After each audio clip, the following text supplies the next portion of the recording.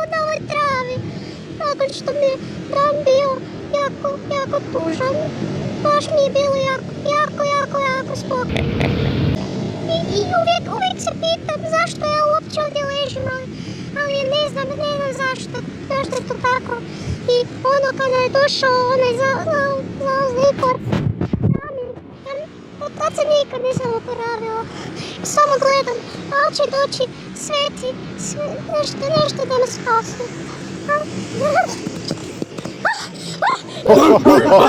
Isuse Bože, šta je ovo? Nemoj Ronda, nemoj to raditi!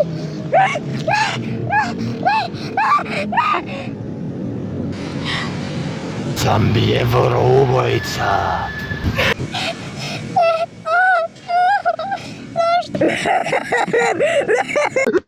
Ja sam ubio ultimativnu vjevericu sada, da ovom loptom. Umrla je i sad više neće živjeti. Zašto je tako?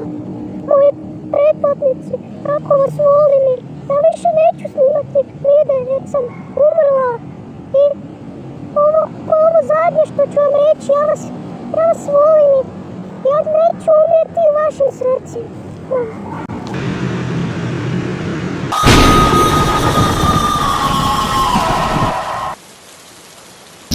25.6.2014. godine.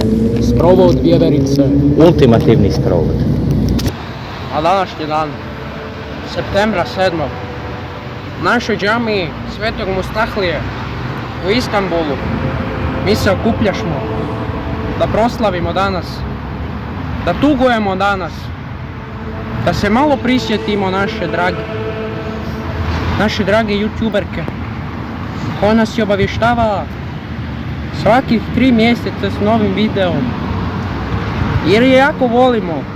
Mi ovdje u crkvi Svetog Mustahlije, mi jako volimo ultimativne sprovode. Ovo je jedan od njih. Da vjevericu našu, prijatelji dragi, jedan aplauz. Hvala, prijatelji, jer vjeverica se neće vratiti više, ali mi se znamo da će onda doći u naše srca jednom. Da će nas opet tako lijepo zagrliti, da će biti s nama još barem na sekundu. Ako me slušaš, vjerice, ne boj se jer mi smo uz tebe. Mi smo uz tebe. Ultimativna vjeverice, ti nikad nećeš umrijeti u našim srcima.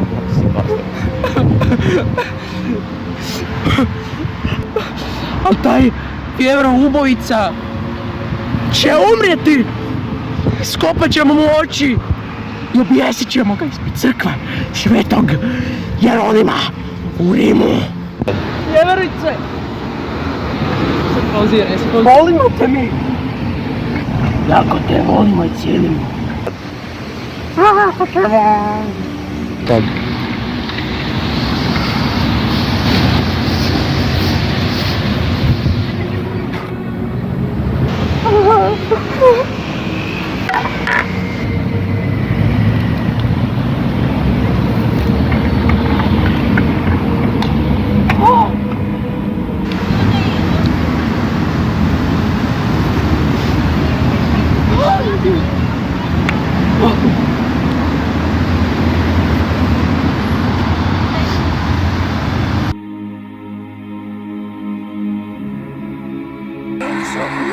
Ronaldo da Vinci otišao dole u...